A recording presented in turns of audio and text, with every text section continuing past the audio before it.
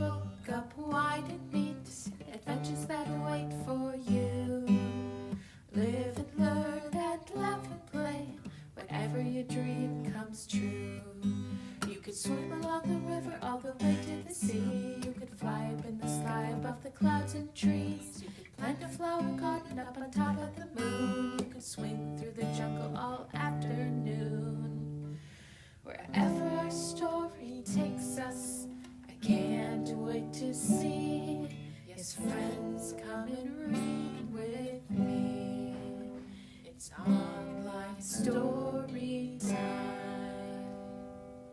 Hello everybody, and welcome to Online Storytime at your Grand Rapids Area Library. I'm Miss Tracy. And I'm Grandma Pat. And we are so excited that you're here with us today. Hey Grandma Pat, before we start talking about that thing we're going to talk about, should we sing? We should. Yeah. Okay. Storytime friends, would you sing with us? Great. Here we go. If you want to hear a story, clap your hands.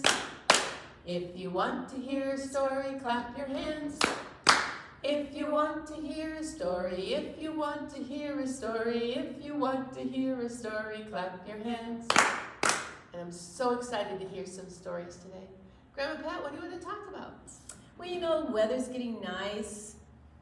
So sometimes you need something to keep the sun out of your eyes because the sun can shine really, really brightly. So how about some hats? Even though we wear hats in the wintertime, sometimes we have to wear them in the summertime too to protect our eyes and protect our skin from sunburn. And think about all the different types of hats that people wear. A hockey player wears a hat all the time when they're on the ice. A football player wears a hat all the time when they're on the field. A farmer oftentimes wears a hat to protect his eyes. Who else might wear a hat, Grandma Pat? Baseball players. A baseball player might wear a hat? Yeah. Oh, and here's like maybe a magician might wear a hat, or somebody out in the garden might wear a hat. Yep. They're necessary. That's right. So think about all the different types of hats and all the different types of people who wear them. That's kind of cool. Hey, Grandma Pat, do you have any good books about hats? Yeah, you know chickens can wear hats. I can't wait to find out. Okay.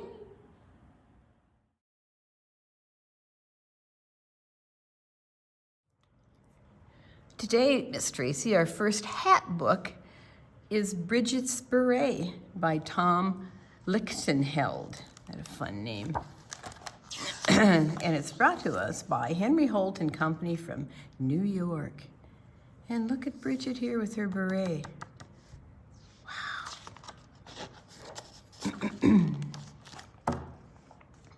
Bridget was drawn to drawing.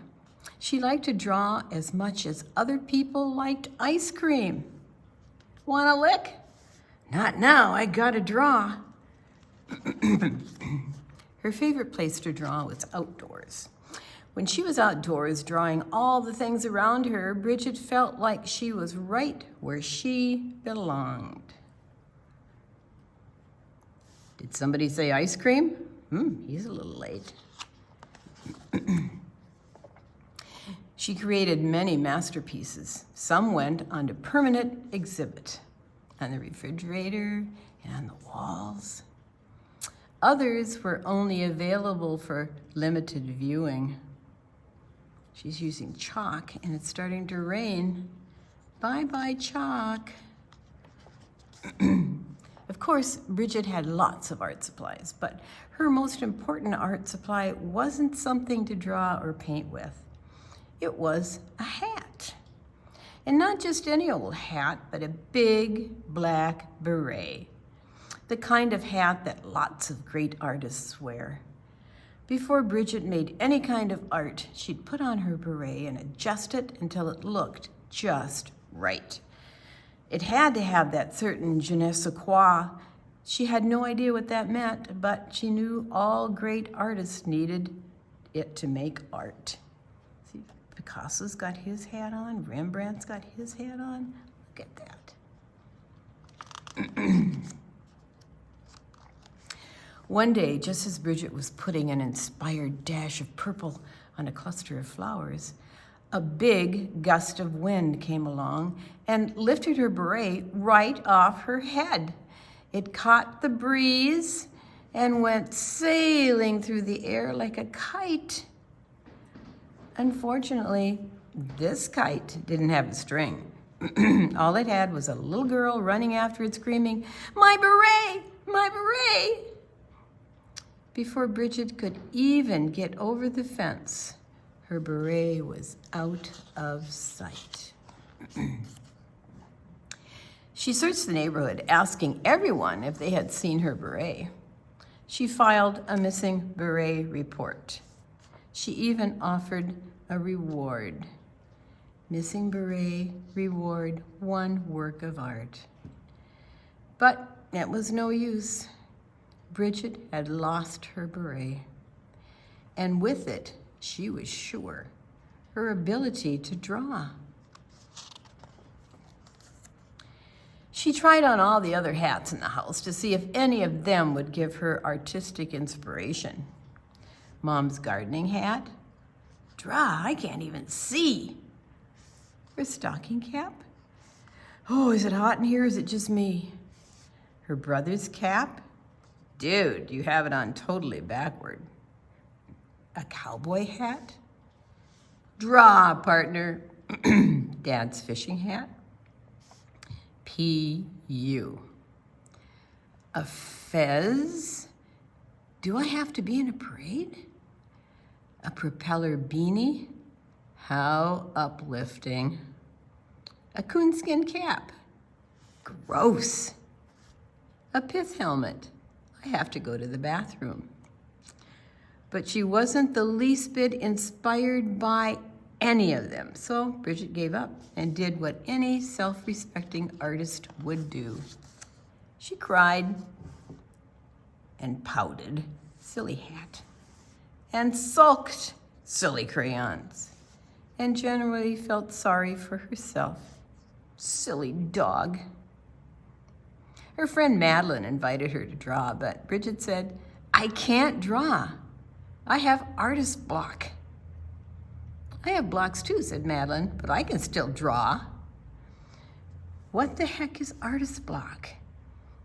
If you don't feel like drawing or can't think of something to draw, you might have artist block. It's not fatal, but it is annoying, and here are a few ways to cure it. Number 1, make a funny animal. Number 2, draw people with funny hair. Number 3, draw something really big. Number 4, make a scribble and then turn it into something. A few days later, her little sister Jessie asked her, "Bridget, would you please make a sign for our lemonade stand?" "I can't," said Bridget. "I don't have my beret." "But it's not a drawing, it's just a sign," said Jessie. "Please."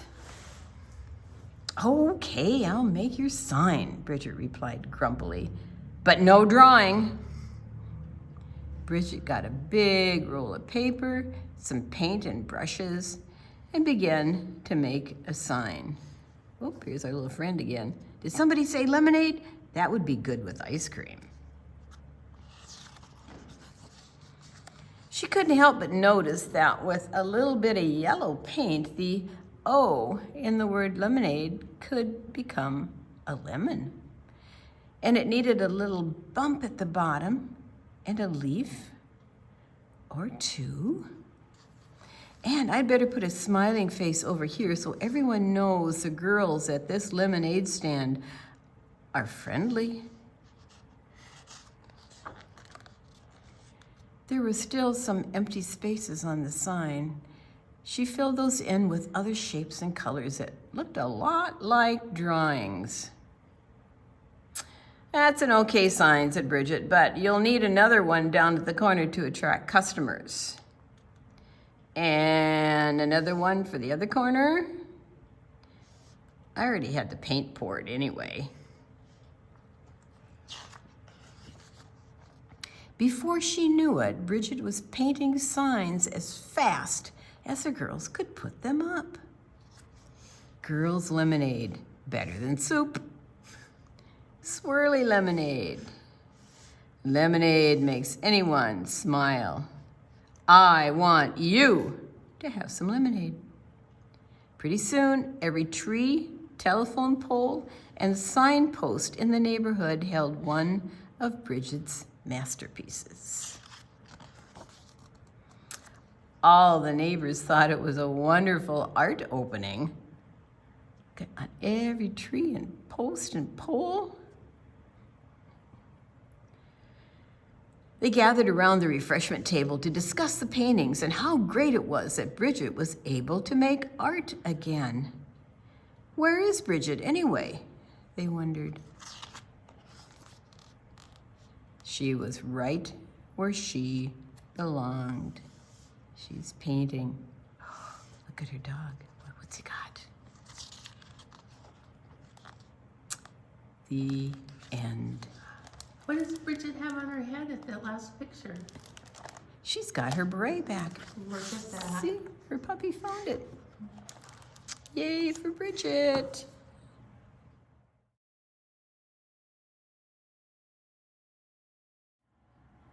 Hey, story time, friends. Grandma Pat, Yeah. do you want to do a flannel board? Oh, you know I love flannel boards. We have a really cool flannel board and hand play. And it's all about, guess what? Let me guess. Hats. Hats, you are right. All right, so this is called Hats, Hats, Hats. And it starts with this hat. Look at that hat. And it says, a clown wears a funny hat that's pointed at the top. Can you put a pointed hat on your head? Nice. How about this one? A firefighter's hat protects her as she makes a fire stop. You put your fire hat on? Ooh. Oh, this is one we talked about. A baseball player needs a hat when the sun gets in his eyes. Can you put a visor on your hat? Nice. An astronaut needs a helmet when into space she flies. Let's put on her helmet and we're ready to go. A cowboy rides a bronco. What's a bronco? Yeah, it's a horse. A cowboy rides a bronco and wears a wide-brimmed hat. Put your big hat on. But when the bronco bucks him off, his hat may end up flat. There we go. Hey, thanks for playing.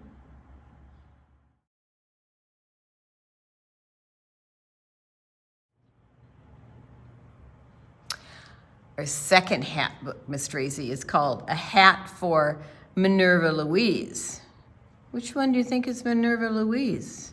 We're gonna have to find out. This book is by Janet Morgan Stokey. And since there's no illustrator name, she must have drawn the pictures too. And it comes to us from our old friend Scholastic.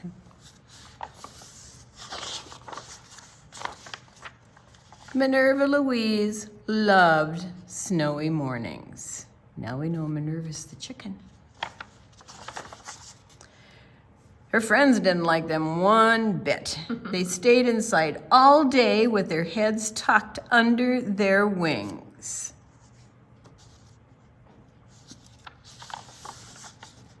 Not Minerva Louise. She couldn't wait to go out exploring. Everything was so beautiful. She wanted to stay out all day, but it was too cold. If I had some warm things like you, she said, I could stay out and play.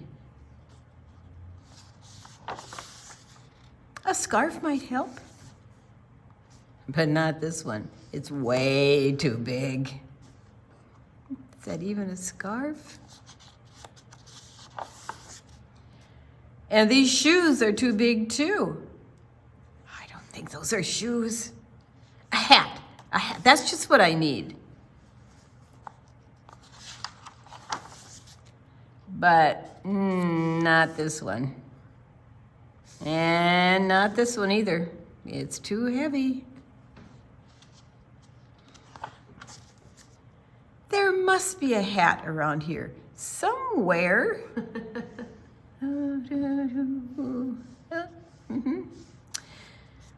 Minerva Louise looked outside. Everyone had on a fluffy white hat. See all those fluffy white hats? What are those? Where are those made of, Grandma Pat? I don't know, but they're not made of any fabric. I think it's snow. Oh, your hat is wonderful. Where did you get it? Oh, look. What's over here? I wonder what that is. A hat. It's perfect. But what's this? Oh, it's two hats.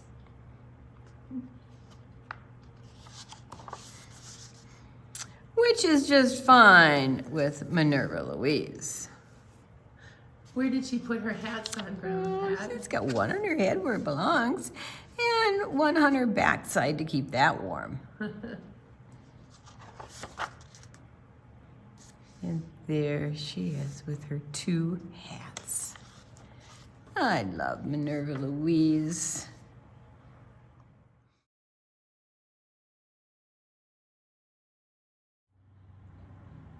Storytime friends. Grandma Pat, Yeah. anybody want to wave a scarf? Oh, my favorite thing. Right, I'm going to hand over the green scarf so Grandma Pat can wave that. And guess what? Do you remember when we did the flannel board and our very last thing that we did was the hat that got squished? We're going to start by hopping on our horse. So let's put our hat on a... Excuse me? Excuse me. Oh my goodness, yes. Oh, it was our friends. Storytime friends. Giraffe would like to join us today. Hello, Grandma Pat. Hi, Giraffe. Hello, Storytime friends. All right. Giraffe, if you could just sit right down there, that would be great. All right, now let's get back to our scarfing. Everyone put on your hat. I'm gonna put on my hat. How does that look? Does that look like a cowboy hat? I think it might. All right, here we go. I hop on my horse and I go to town. I ride up high and I don't fall down. I wear a hat so my hair won't blow. And when I want to stop, I just say, whoa! Did you whoa? Whoa! Let's try that again. I hop on my horse and I go to town. I ride up high and I don't fall down. I wear a hat so my hair won't blow. And when I want to stop, I just say, can you say it loud? Whoa! Did your horse stop? I hope it did, because otherwise you might end up with a squished hat. All right, here we are. We're going to do another one, another old favorite scarf song called On My Head, I Wear a Hat. Are you ready? Scarf ready? Here we go. On my head, I wear a hat. It is such a silly hat that my head waggles to and fro. Where else can my silly hat go? Where else can we wear a hat? I know. Can you put it on your elbow? Oh, that's going to be hard. I think we can do it though. And if you want to, you can make it dance around your elbow. But if you can keep your elbow very, very steady, let's try this. On my elbow, I wear my hat. It is such a silly hat that my elbow wiggle waggles to and fro. Where else can my silly hat go? Where else can we put it? Oh, I know. How about on our knees? Whether you're sitting on the ground or you're sitting in a chair, let's do knees. Here we go. On my knees I wear my hat. It is such a silly hat that my knees wiggle waggle to and fro. Where else can my silly hat go? Grandma Pat, where else do you think we could put our hat? Well, let's see. How about your arm? Would that work? Oh, I think it would. And if we have a scarf, we almost can wrap it up. Good idea. Like that. Can you wrap it? Or you can just make it dance. Here we go. On my arm I wear my hat. It is such a silly hat that my arm wiggle waggles to and fro. That is where my silly hat goes. That was fun. That was, and you can play that game in all sorts of other ways. You can put your hat on your nose. You could put your hat on your ear. You could put your hat on your shoulder. So many places. Oh, and there goes my hat. Hey, thanks for playing. Story time, friends. Grandma Pat, I had such a good time today. Me too. Think of all the different hats that different people wear. I was thinking, after we did this one, some other hats we could have used is, what about a baker's hat? Ah. That would be a great hat to use, or a police officer's hat. A lot of times hats are used for both protection, to protect our bodies, but also for identification, meaning that I know that that's a police officer because he has a police officer's hat on. Those are way cool things to think about.